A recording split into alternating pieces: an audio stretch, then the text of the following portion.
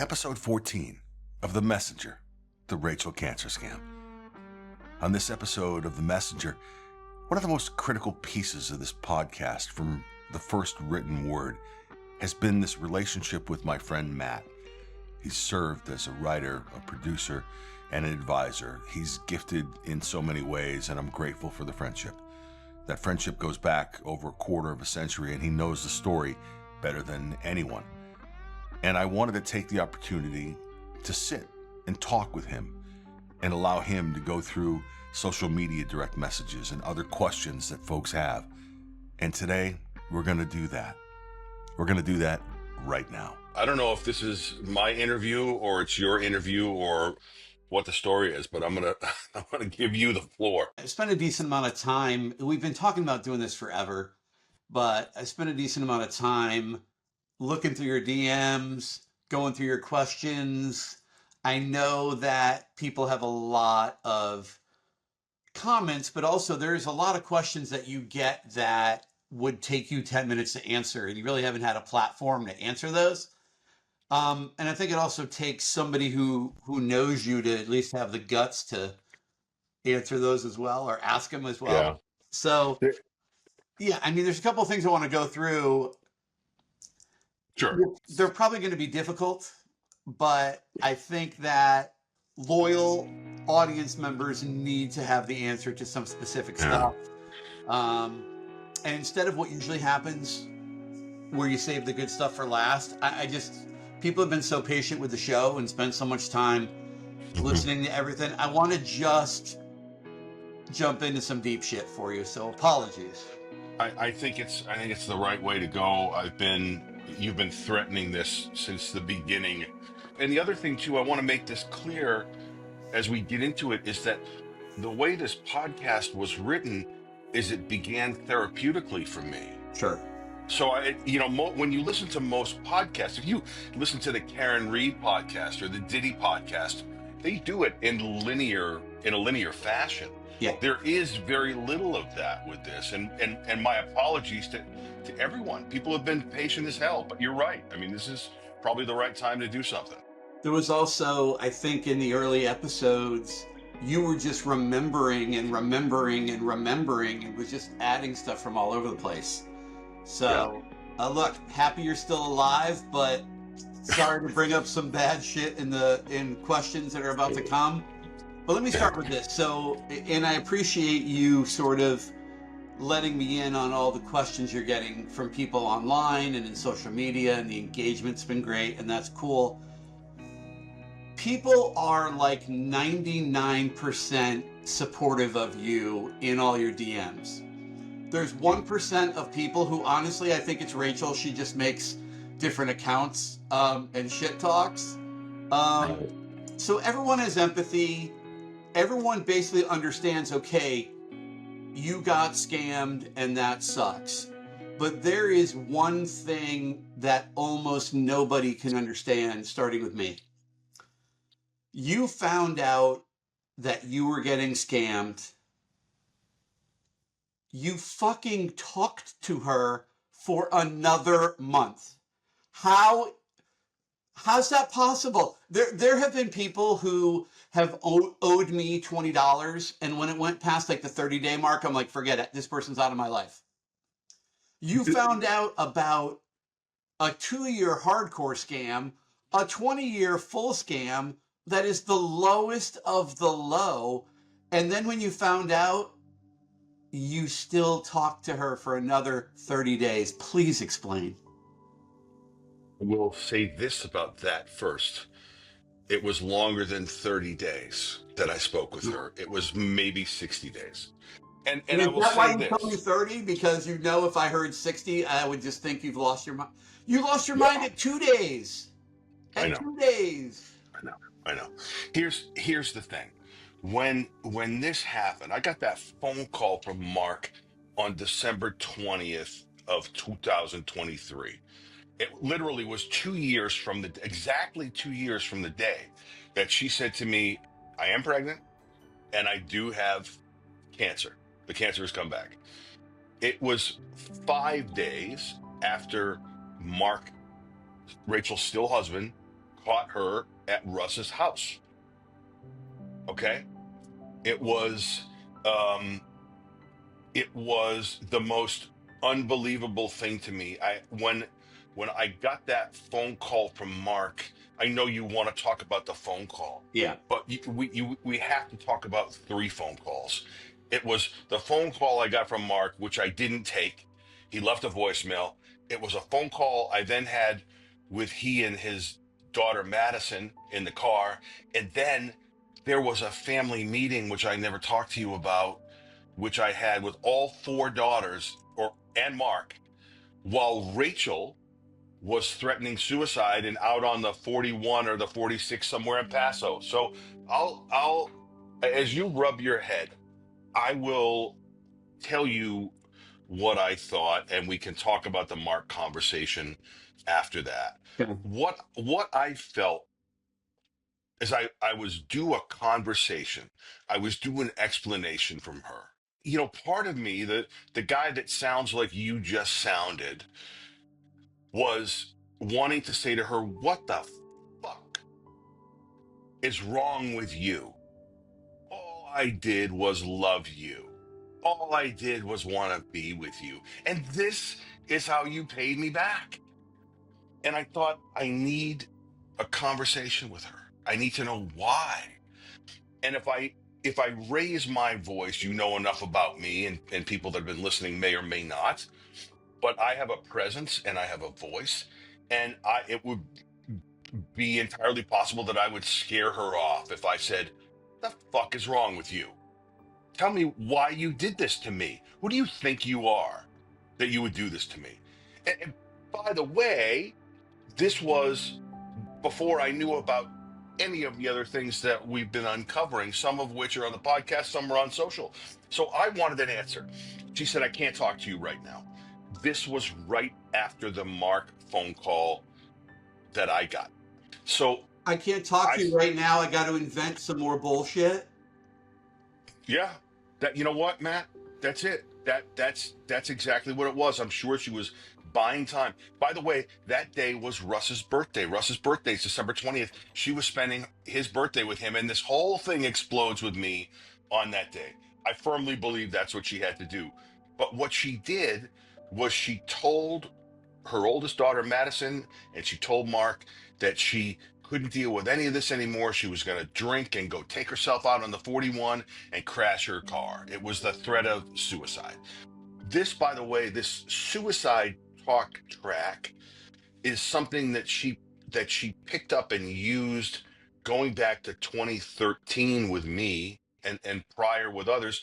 And she just hands it out like she's handing out Fritos at a party. Like, here you go. Oh, I was going to commit suicide, or I almost committed suicide, or oh, on that day I took pills and I woke up in the hospital. My daughters found me and they called an ambulance. I needed to know, Matt. I wanted to know why she did it. She promised me a phone call. That phone call came on December 23rd. We exchanged a bunch of texts, and she said, I'll call you at 1:30 in the afternoon. I recorded that conversation. I needed to. California's a two-party state. I'm not going to do anything with it, but I have the recording of that. And I have her on tape saying to me, it wasn't all a lie. When I said, why did you do this? She said, because of Mark. And and listen, I have one response to that, on December 20th of 2023. But my response today, knowing what I know, is like, because of Mark. What do you mean? Because Mark loved you and wanted to take care of his daughters and wanted to save his marriage after he found you at Russ's house, and after Mark found out you were married to another guy for 3 years while you were married to him, and and another guy fathered your second daughter. That's what if I get a chance to sit with Rachel, maybe there'll be a Dr. Phil, maybe there'll be something where I can go, tell me. But I wanted those answers. But what she told me, Matt, was to further the story of her being a victim of Mark's, basically saying, I've been a prisoner in this home. I said, you weren't, there are two stories here, Rachel. You're a prisoner for 18 months of a cancer scam while you're in the hospital. But what about in 2012 when you told me he beat the shit out of you and you got custody of the girls and he's gone out of your life? You've been perpetuating this lie. That was 2012. It's 2020. That's 11 years. What's wrong with you? What happened to you that you would do this? So I will give you an excuse for why you talked to her for 2 days after this. Because on day one, she couldn't talk to you because she was at her third man's birthday. And then day two, you talked to her. But then you Yeah, talked to her for another 58 days. I did.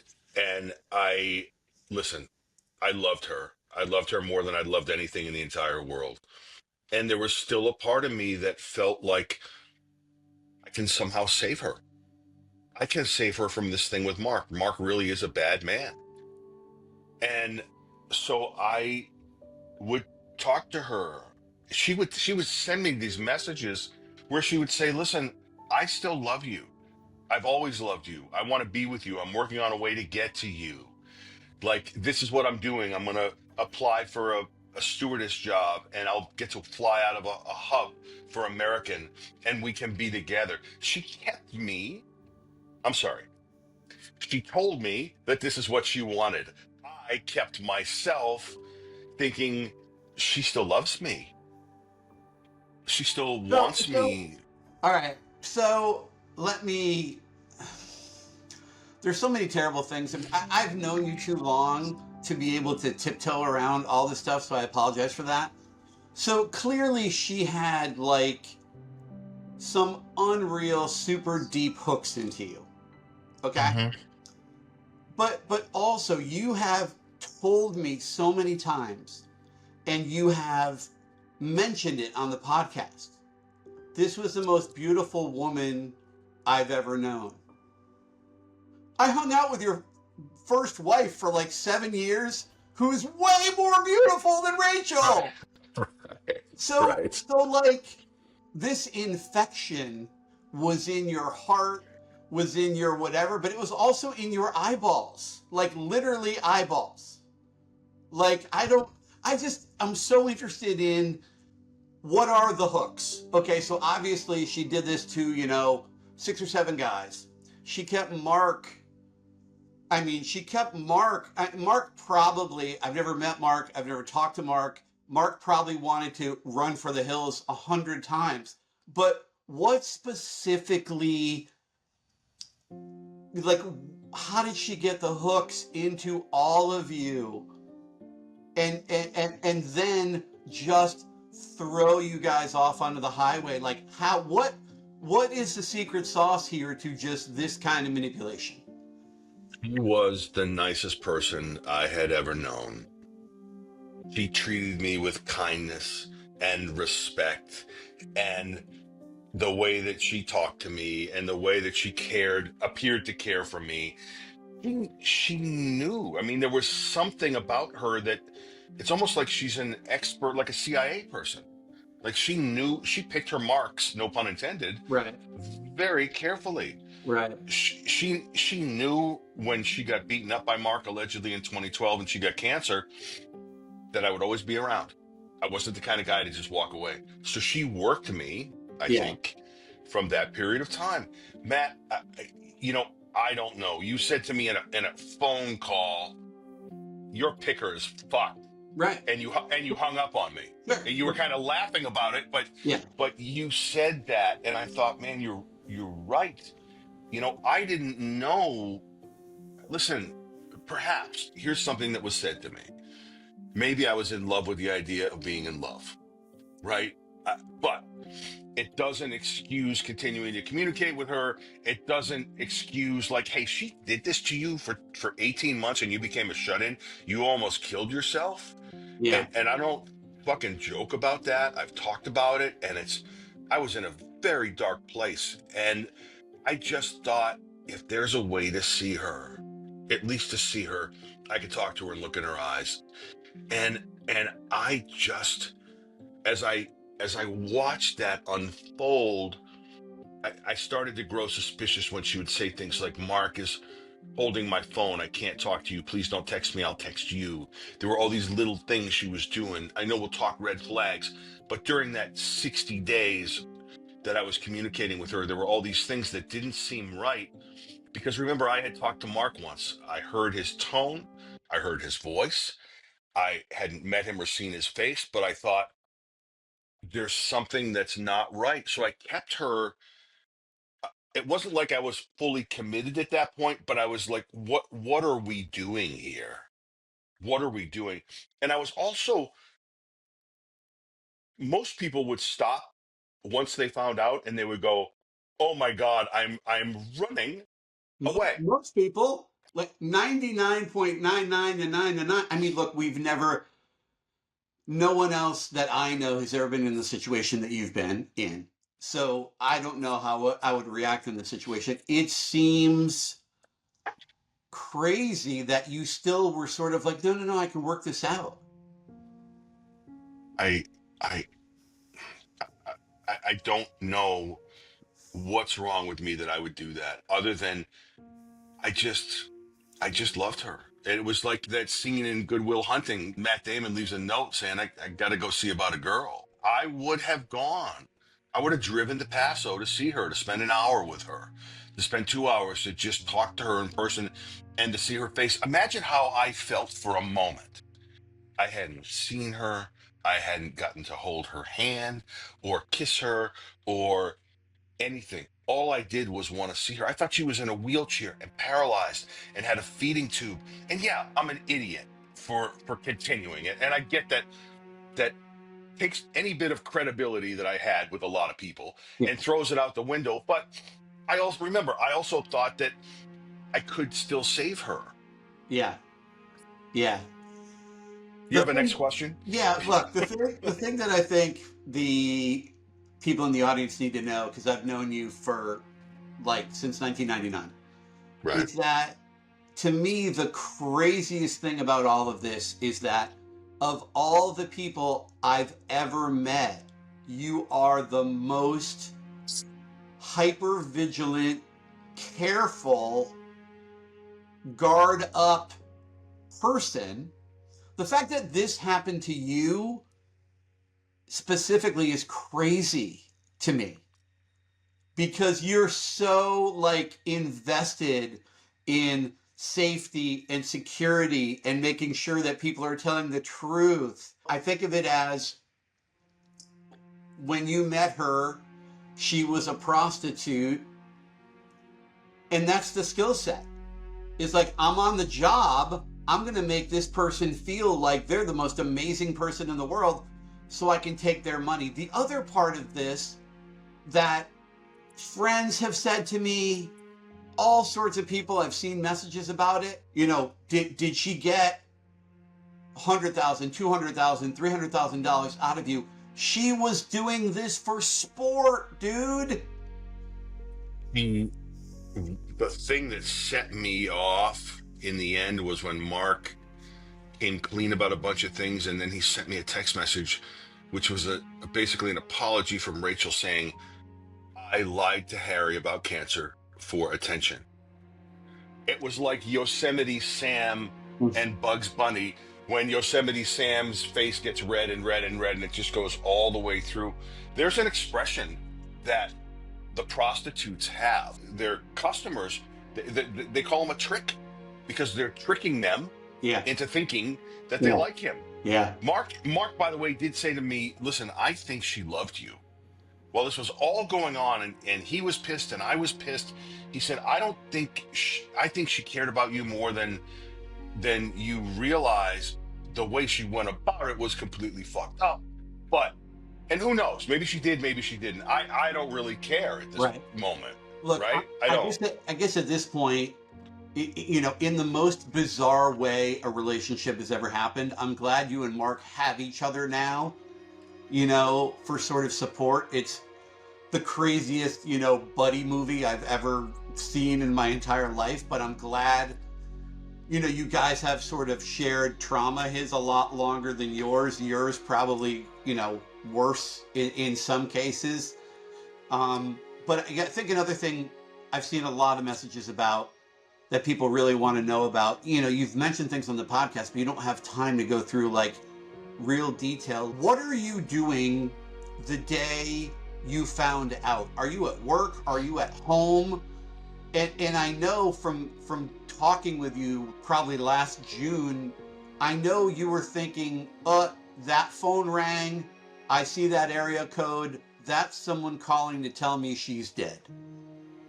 Here's what happened. That day, December 20th, it was about 11:45 when I got the phone call from my office. I didn't see the phone call come in.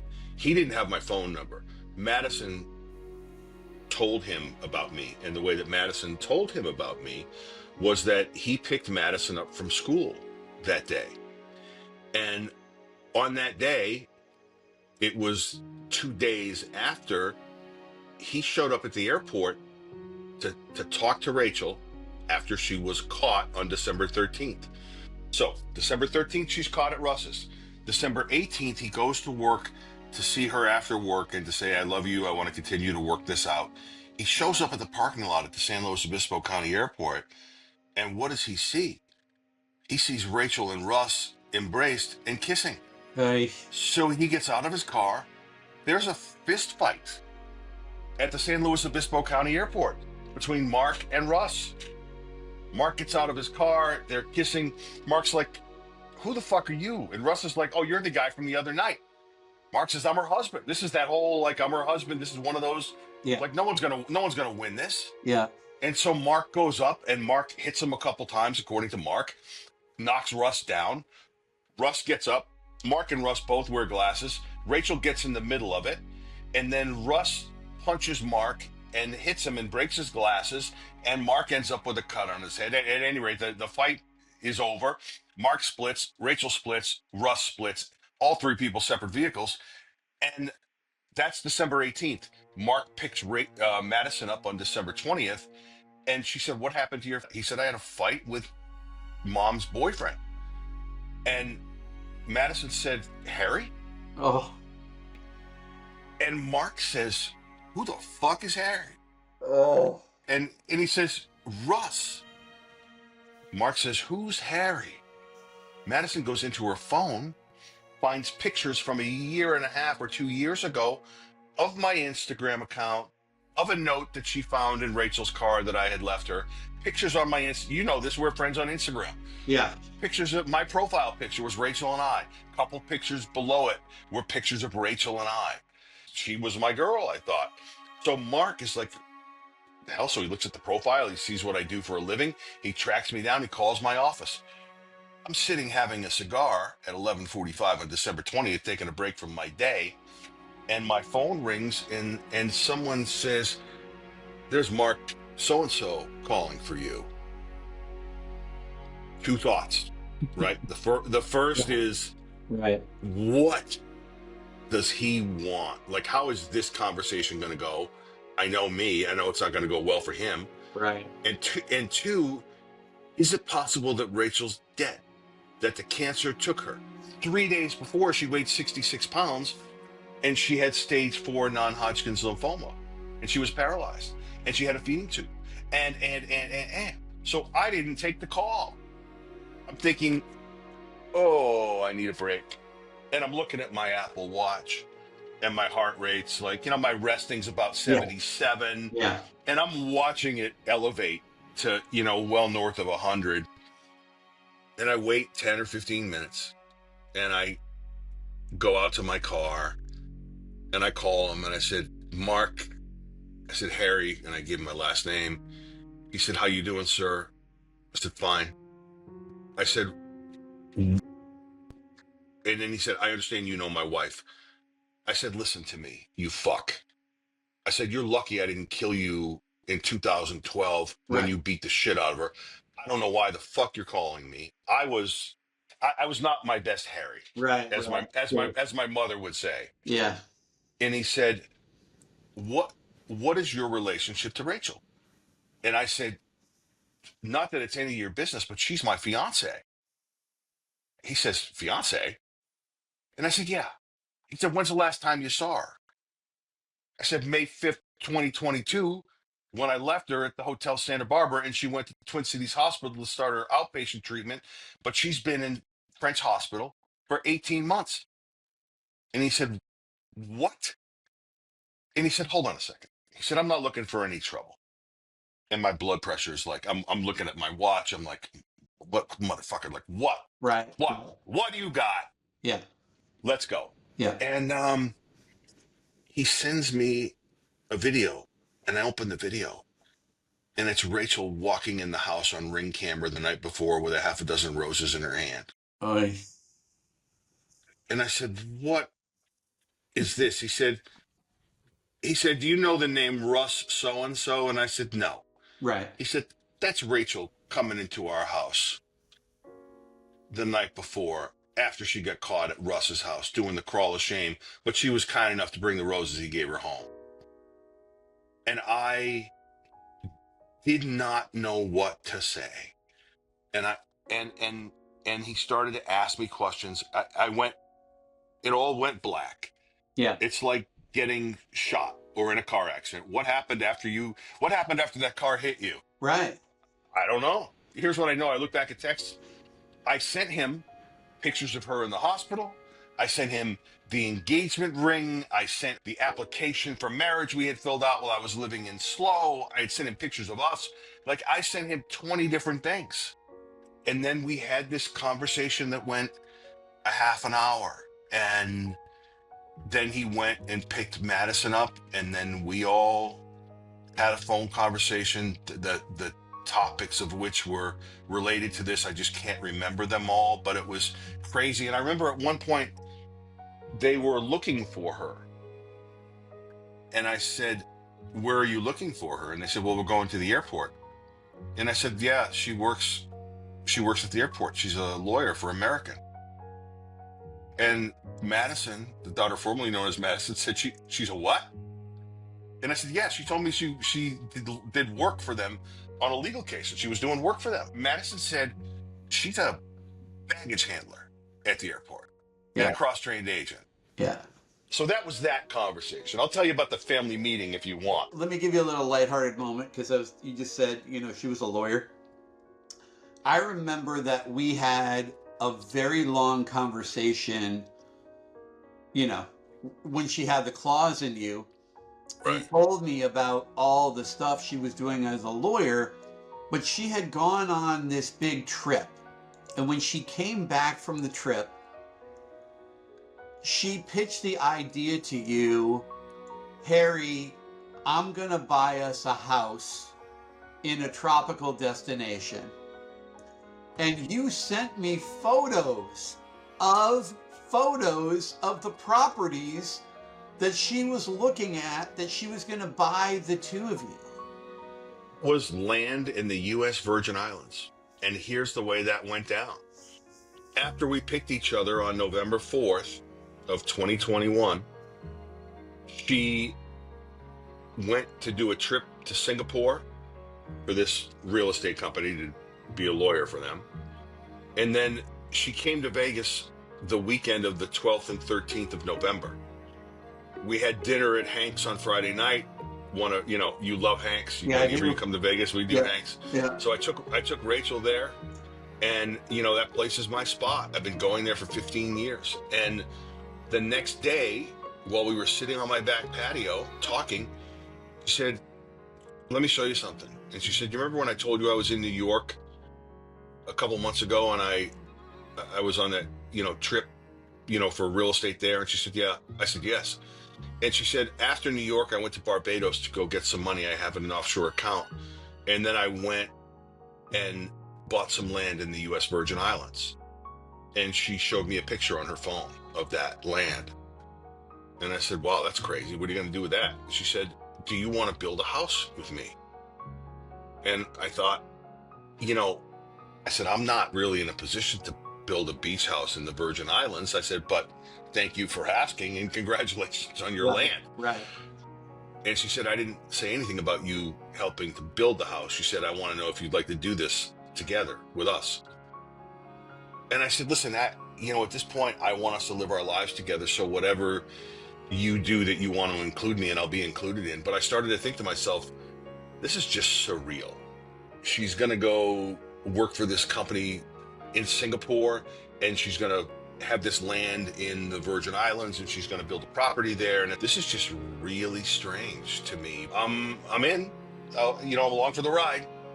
So I think about this often. Do you think like she was watching TV shows and she'd watch a TV show about a cool lawyer, and then when she needed some new bullshit for you, it was, oh yeah, lawyer. And then the following year, she's watching some shit about a helicopter pilot, and you know what I mean? Or is she really just grinding out, I gotta spend my weekend inventing a new thing to keep Harry stringing along? Or is she just pulling stuff from the headlines and attaching it to her own life, like the Kristen Smart deal? I have three different ways to illustrate an answer in my point here. The first one is in the form of a question. Do you see Ricky Stenicki on Amazon? Yes. Did not think we'd be talking about Ricky Stenicki right now. But we're going to talk about John Cena's character, because what did they do? These three knuckleheads invent a character, and they go to Atlantic City and they find John Cena, who's a comedian, and they say, oh, this is our guy. This is Ricky Stenicki. For those of you listening or watching, they had developed this fictional character that was doing good deeds all over the planet. Right. And when they said to him, we'll pay you to be Ricky Stenicki, he said, I'm in. They brought him to their hometown, and they gave him a book. They gave him his playbook. Yeah. And I watched that movie after she was caught, about 3 weeks, and I wanted to vomit. And I thought, this is what she did. She built her own playbook. Part one of that answer. Part two of that answer is that Rachel is obsessed with true crime stories. So, when she was in the hospital, I gave her access to my Hulu and my Netflix, and she was constantly watching Dirty John and Inventing Anna and all of those murder shows. The other thing that has dawned on me recently, and I touched on it briefly in a social media post. And by the way, if you're not following on social media and you want some additional insight, just Google the Rachel Cancer Scam, go to Instagram or YouTube and hear me talk about some of this stuff. Sherry Papini and Amanda Riley both happened up the road from Rachel. And while the podcast for Scamanda came out just before mine did, and the Sherry Papini Hulu stuff came out after that, both of those stories broke 2015, 2017. Rachel knew those stories. Rachel knew it. When you watch the Sherry Papini story, and it took me, normally I can watch a show in a night. I'll sit up for 4 hours and watch a show. It took me 3 days to watch Papini, because Sherry Papini had a psychiatrist that made excuses for her lies. Right. Yeah, I saw that. And you and I had a conversation about this. At some point, Rachel's going to tell her story, and she's going to find some asshole that's going to make excuses for what happened to her as a child. Right. And who's going to justify her lies. Right. And Scamanda, Amanda Riley, she only took $100,000. Now, granted, she took it in cash, and she took it from donations.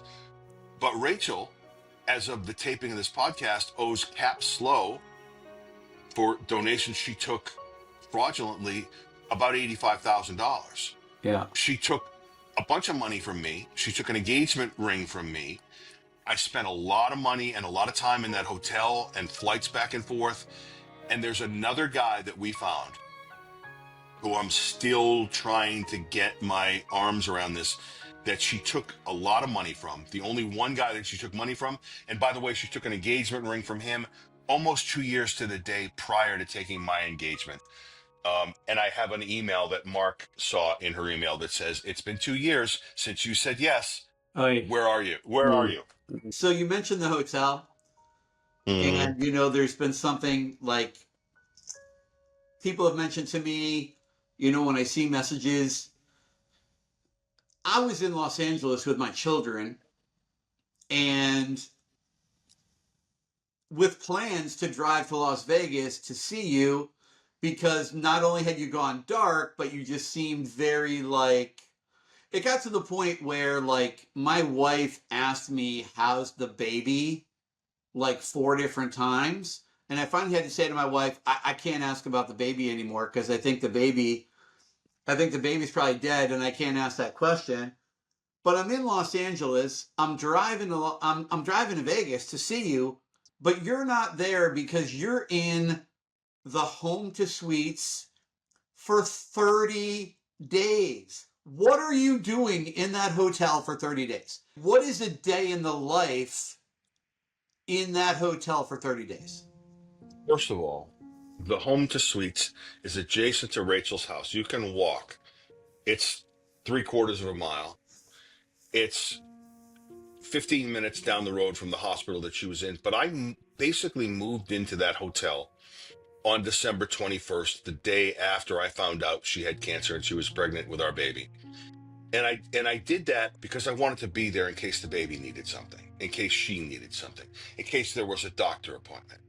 Essentially, I stayed in that hotel not for 30 days, but I stayed in that hotel until around the 1st of April of 2022. Jesus Christ. For me, it was like, I was the end of February when I drove from California to Las Vegas. Yeah. Here's the story. When you said you were coming to Vegas, I told you I was in California. Yeah. This is one of those shitty things. And I didn't want to see anybody. Sure. I didn't want to talk to anybody. I didn't know she was faking. I just knew she was really sick. Yeah. And I didn't know how to deal with myself. I couldn't be around myself. And I lied to you because, and I did the same thing to a lot of people in my life because I couldn't be around anybody. I just couldn't. As much as I love this relationship that you and I have had for 26 years. I'm an East Coast guy like you. I've had people in my life since the 4th grade that like want to be here, like guys that said, "I'll come and get a room at the hotel, Yeah. and I'll be there and hang out with you," for those kinds of guys. Yeah. So I stayed in that hotel waiting to see her. So in the beginning, there were like several nights a week where she would say, "We're going to get a sleepover this week." Yeah. And she would come. She would come and stay the night, and I would think, "Oh, this is interesting. What are you telling the girls?" She would say, "Well, I got a sitter," or "The girls are okay." Come to find out, what Rachel was doing what Madison admitted to me in her interview, which was she would tell us that she was a nurse, as a traveling nurse, going to Santa Barbara to work overnights in Santa Barbara. Yeah. Which is how she got to Vegas to see me. But she would say, "I'm going to Santa Barbara," but she would get in her Yukon, drive over the 101, and park in the hotel parking lot, in the back of the parking lot. And she would come and knock at my door, and she would spend the night. And at 7 o'clock the next morning, she would say, "I got to go." And she pretended to the girls that she left Santa Barbara at 5 and got home just in time to do their hair and take them to school. So there were days like that where if she couldn't spend the night, she would come and we would go have lunch, or we would just, be adulting. Then there was this period of time after the fake Mexico trip where she pretended that her daughter was the victim of a sexual assault, or her minor daughter. This was an incredibly dark chapter in this story of lies. And she claimed that CPS had demanded that she be attached to her daughter at the hip. I don't want to give a ton of this away because it's either coming up in like episode 17 or 19. I'm talking about it, and we're at episode 14 right now. But during that time, Matt, from February 23rd to the end of March, I would see her a few times a week for an hour or two at a time.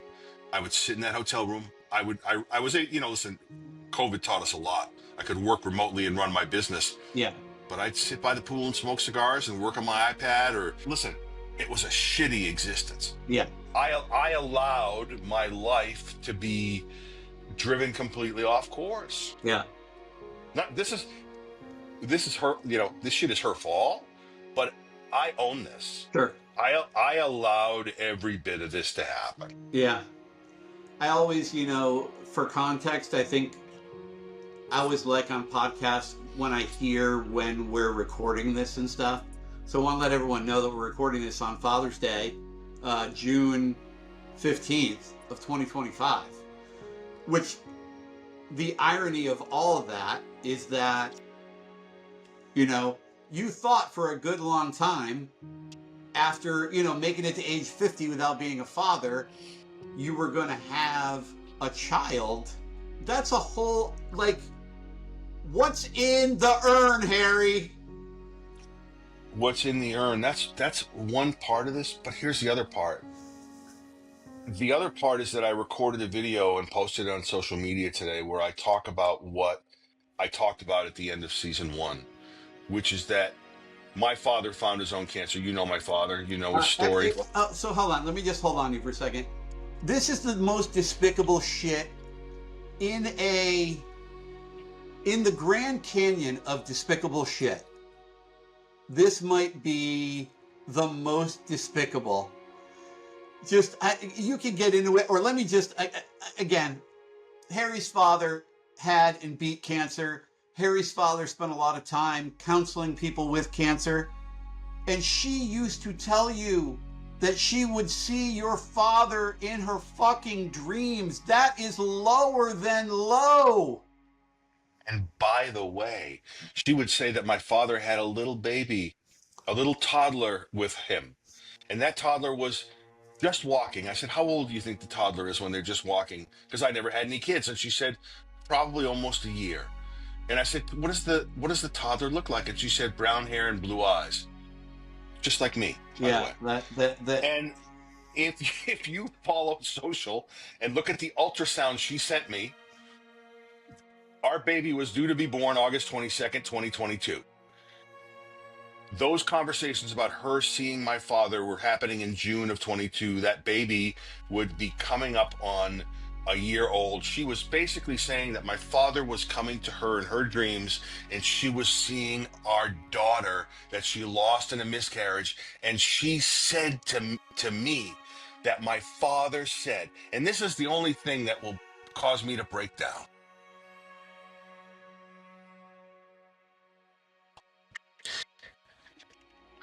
She said to me, my father said to her, I am holding a piece of my son. Oof. I mean, it's just every time that I talk to you about something or I hear a new episode, there's a new low. Where do the lows end? There's a new low every time. I always think about Mark, I don't know Mark. I never talked to Mark. Mark must have had a new low every year for 20 years. Imagine what the last year and a half since he's met me and since we've uncovered what we've uncovered have been like for Mark. And by the way, anytime anyone says to me, I'm so sorry this happened to you, I say, never mind me. What about him? Right. Because he thought his wife was cheating with someone at the airport. And he's going through that. And then 2 days later, he finds that she's had a relationship with someone for years and years and years. Every time I see Dateline or 2020 now, I think of this. If you lived in slow, maybe someone's dead. Maybe you kill him, maybe he kills you, maybe she kills you guys. Somebody's maybe dead. It's a very interesting point. I want to say a couple things to that. First of all, back to my father for a minute, just one thing. The cherry on the cake of that story is I remember sending my mother a copy of the text exchange between Rachel and I. Yeah. And my mother said to me, why won't he come to me in my dreams? They were together since they were 14. Right. So yeah, the therapist I had on, who, by the way, used her full name when we did the original interview. And after the interview, she thought about a couple of things, and she said to me in the first interview, and outside of the interview, she said, she's dangerous. Rachel's dangerous. And I always say the same thing. Like, I'm 6'1", I'm 240 pounds. I'm a fucking killer. I've been in karate for a million years. Like, Yeah. I'm not afraid of her. Yeah. But the fact is that the therapist backed out of using her name. Yeah. But during the conversation with the therapist, we talk about why I fell for it and how I fell for it. And she said, there's this cultural thing that happens. And I'm reminded of The Town when Ben Affleck goes to Jeremy Renner and says, I need your help. We're going to go do something bad and we're going to hurt some people and we can never talk about it again. And Renner says, what? Charlie taken, right? During the alleged sexual assaults at the hospital, Yeah. I'm sitting at a place called the Victory Bar and Cigar on Shrewsbury Street in Worcester, Mass. And I'm telling my buddy Charlie Gallagher, who I've known since the 7th grade, the story about what the doctors are doing to her.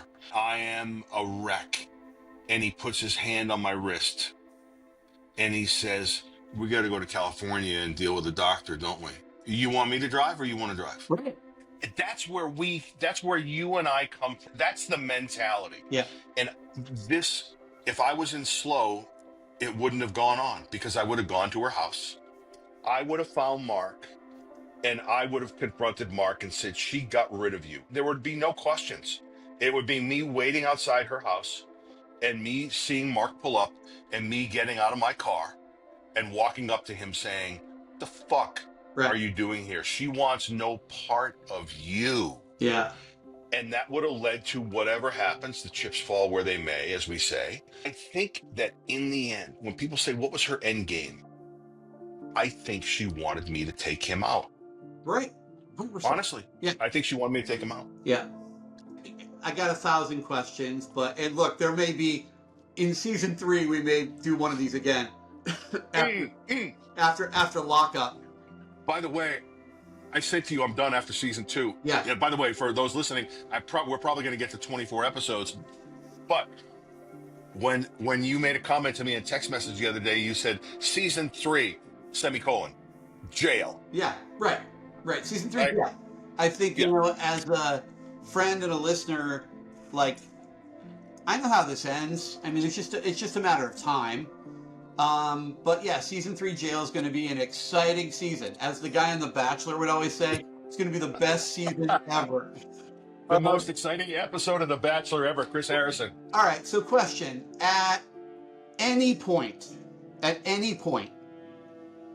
did you think while you were madly in love, at any point, did your brain come forward and say, I think this is bullshit? There were a number of red flags starting from the beginning. The Mexico trip, when she pretended to miscarry and she had COVID and she was alleged to have been stuck there. I wanted to get her on a private plane. I wanted to get her home. I wanted to get her out of there. And I called Billy Bush. And Billy said, let me see what I can do. This is awful. And Billy said, where's she staying? I said, she's at Moon Palace. And Billy says, I know those 2 guys that own that place. Give me a minute. 10 minutes later, I get a message from Billy. We put it on the podcast. Harry Bushy. And then he tells me, like, hey, we got an issue. Yeah. Your girl's not there. Yeah. Red flag. When I told her that, when I said, Billy's trying to get you out of there, she said, well, we're in a special wing. We're technically unregistered. That was one. Number 2, at one point, while she was in the hospital, I ran a very extensive skip trace on Rachel and Mark. And when I pulled that report up, it gave me identifying information about both of them. And the identifying information for addresses matched up to a T, which bothered me because it should have till 2012. But I thought, why are they on the house together in Atascadero? And then I looked the house up in Atascadero. Yeah. And I saw that Mark was on the house. And I said to her, why is Mark on the house in Atascadero? And she said, there's no way he is. That's fraud. So She said, "Why are you bringing him into our lives?" I said, "Mark's attached to every single address you've had Yeah. since 2003." And she said, "Every time you bring him up, you bring him into our lives." She gaslit me, right? Well, She gaslit me. yeah. So here's the worst part of that Yeah. story. Rachel and Mark buy that house on March 15th of 2022. I'm living in the home to suites. On March 14th, saw Rachel that day and that evening. On March 15th, she had the transaction with Mark. On the 15th, that night, she came and spent the night with me overnight. Imagine this, buying a house with your wife, and then you leave the house to say you got to go to work, but you're off to see your fiance. By the way, March 15th, that was exactly 30 days after I asked her to marry me and gave her that ring. Go. So, again, every conversation there's a new low. Here's the thing that comes up a lot. So, maybe I understand. I don't understand any of it. Maybe I understand she's working a boring job, so she's got some time to fuck with you today. Or maybe I understand her husband is out playing golf and she's got 4 hours and she's bored and she's fucking with you. She's on her family vacation in Mexico, fucking with you. Like, how does that even make any sense? You have multiple children. You have a husband. You're in a foreign country. You need time and attention. You probably paid a shitload of money for it. But she's contacting you from the Moon Palace, talking about how she just lost a baby, and then I held the baby, went to the hospital and had it cremated, and then brought me home the ashes. I wrote a eulogy. You'll never see it. I'll never read it. I don't give a shit how much anyone offers me. I mean, I've sent the ashes out. I don't know why I'm spending the money to do this, but I need to know what's in there. right. I need to know what's in there. Right. My buddy Phil Ramos, you can Google. This guy's been on 2020. He's been on 48 Hours. He's been on HBO crime shows. He's been in the middle of 330 murder cases in Vegas, including the Tupac case. He said to me, "You got to send those ashes out. Right. You just do. Right. Just Of course. just for the sake of doing it." Well, yeah, and it's also, we've talked about this a few times. It's like, you knew nothing until you knew everything. But now it's like you just can't leave any stone unturned. I mean, we need to know what's in the urn. Do you still have the urn? I do. It's on my counter. I could get up and get it for you if you want. No, I have it. It's here. I was season 1, episode 1. I was in Las Vegas, and I remember you showing me the urn in your living room. Yeah. And I pretended that wasn't fucking insane. And I did a pretty good job of it, because to me that was just crazy. Now it's sort of funny because I need to know what's in the urn. The first alleged assault happened in June of 2023. And I remember getting a message from her daughter saying something just happened with my mom. Her fake daughter tells me the whole story. I said, "Listen, you need to call the doctor right now." Hit the call button. Doctor comes in. I said to Rachel, "What's going on? What happened?" She said, "I don't know. There was a doctor here." Rachel's working me every angle. Rachel's the daughter. Rachel's the doctor. Rachel's everything. That day, I'm seeing a guy named Joe Lombardo. Joe Lombardo was the sheriff of Las Vegas for a couple terms and is now the governor of Nevada. I'm seeing Lombardo that day for lunch in downtown Vegas. I'm late for lunch with Lombardo, which is bad. It's not like, "Hey, Joe, I'll meet you at table 34 Right. where we used to go." Yeah. And I'm a few minutes late. He's got a security detail. The restaurant has cleared an area. The governor's here. You got your space. So we talk, we visit, and I tell him about Rachel. And then I said, "She was assaulted at the hospital today." And I said, "I communicated with this doctor, and I said, Rachel asked me not to report it to the police." And he put his fork down on that. This is one of those I'll never forget. And he said, "Don't report it to the police." Right. He didn't say anything else. Right. It's all he needed to Right. say to me. Right. So how's the job as governor? Yeah. Governor, Right. right? I just don't understand. Here's the thing. It's like, you knew where she lived. You knew you had met the kids. If she lives in Thailand and you live in Vegas and you've never met her before and she's inventing cancer and I'm about to die, you're never going to know anything about it. But like, did it ever occur to her? There's not going to be an obituary. Harry's going to be trying to figure out how he can help the kids. Like, Did she think this was going to end? it's almost like it's similar. It's almost like a Ponzi scheme scam. Yeah. Whatever I got to do to get the next one going, whatever I got to do to get, so whatever and there's never an end. And by the way, what she wanted to do when she realized I wasn't going anywhere, after her telling me repeatedly, please leave me, she stopped communicating.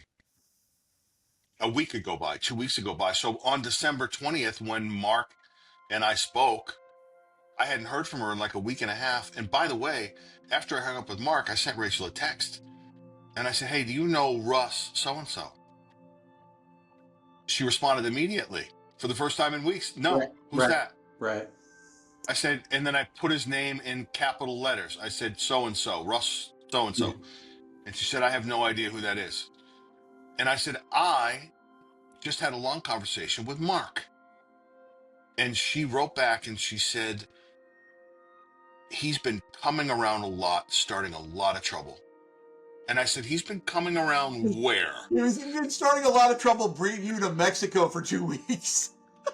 Taking care of you, buying you everything you want, Right. loving your kids. Right. So I said, coming around where? And she said, the girls and starting trouble and all of this stuff. I said, you're not in the hospital right now. Right. Where are you? Right. Where are you right now? Yeah. Long ass pause. Yeah. Rachel, I think you owe me an answer. You don't have cancer. You never had cancer. Where are you now? And then she said the magic words. Would you like to say the magic words? Oh my God. Oh my God. My situation has changed. And what's the second line? I've chosen not to include you. My situation has changed and I've chosen not to include you. One of my favorite lines from the podcast or social media is when I told you that about that line, you said to me, that is an entire psychology class on its own. And I stole your line. Oh my God, you were just caught after 563 days of pretending you had cancer, and your response is, my situation has changed and I have chosen not to include you? Yeah. Are you fucking kidding me right Yeah. now? Yeah. Well, look, all I keep thinking in my mind right now is if we wrap this up, that means we'll have to do another one. That means there'll have to be a season 3, and it'll be called Jail. Season 3, Jail. I'm not committing to season 3. I will do another interview, but listen, I am working diligently, and there's a lot. I mean, we joke, but we're not joking. The reality is that Rachel has committed a number of crimes. On this season, near the end of the season, I am going to read for you, everyone that's listening, I'm going to read for you a report that was done after Mark was arrested in September. That the reason Mark was arrested is because of all these text messages. There was evidence that was manufactured by Rachel. That information, when Mark was arrested, was given to the family court judge. They extended a protective order. Rachel took that protective order and walked across the street from family court in Paso Robles to the police station, filled out a police report. Mark gets arrested, charged with 10 felonies and 9 misdemeanors, and ends up in jail for 10 days. The supplemental police report that ended up coming out was that Rachel concocted a significant amount of that, and I will read from that report so you get a better sense. If all this, the last hour, hasn't been enough, you will get more information. And I want to say one more thing before we're done. and I don't think I said it in the beginning, and that is this. When I told you 6 months after Oh, what happened, I didn't text you and say, Matt, I got to talk to you. Please call me. I didn't send you a text and say Rachel lied. I sent you what was the first iteration of episode 1 of this podcast. And I sent you a link, and I sent a message, and that message said, I need to talk to you about something, and I can't talk about it. So I've written something about it. And it was precisely 30 minutes long. And I hit send, and I heard from you in 29 minutes and 50 seconds later. And you said, oh my fucking God. First of all, I'm sorry this happened. Second of all, where's episode 2? Because we're going home from the restaurant and I've right, got another 30 minutes on the way home. It was not the response I was waiting for right. or hoping for. Because But that's how you found out. yeah, we listened to it on the way to a steakhouse. We then stared at each other across the table. My wife was just looking at me like, I think about 10 times she just looked at me like, what the fuck? But then it was, we needed more. You know what I mean? Like, we needed more. Yeah. And to those of you that are listening that want Matt's connection to this, Matt and I worked together in the radio business. At one point, Matt worked for me. That's how we got introduced, is Matt worked for me. And then at some point, you understand the expression, the student becomes the teacher.